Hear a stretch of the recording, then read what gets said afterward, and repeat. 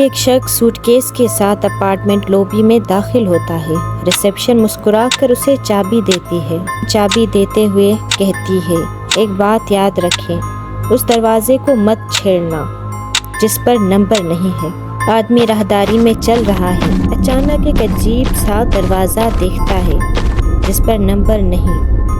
وہ ٹھٹک کر رہ جاتا ہے۔ اپنے نئے فلیٹ میں وہ باکس کھول رہا ہے، مگر اس کے ذہن میں بار بار وہی دروازہ آ رہا ہے۔ رات کے وقت وہ دوبارہ راہداری میں نکلتا ہے۔ لائٹس ٹمٹما رہی ہیں۔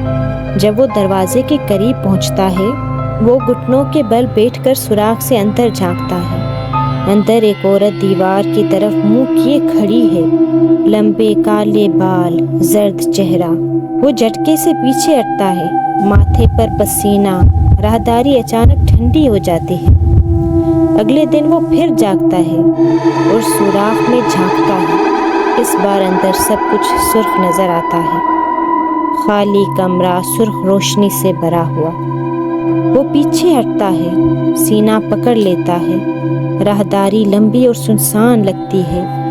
ایک دھندلا سا سایہ اس کے پیچھے سے گزرتا ہے۔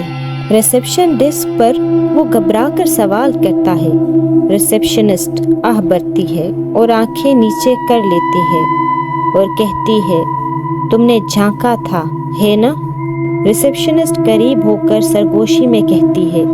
ان کی جلد زرد تھی، بال سیاہ اور آنکھیں سرخ تھی۔ سوراخ میں ہلکی سرخی کی روشنی جھلکتی ہے، جسے کوئی اندر سے دیکھ رہا ہو۔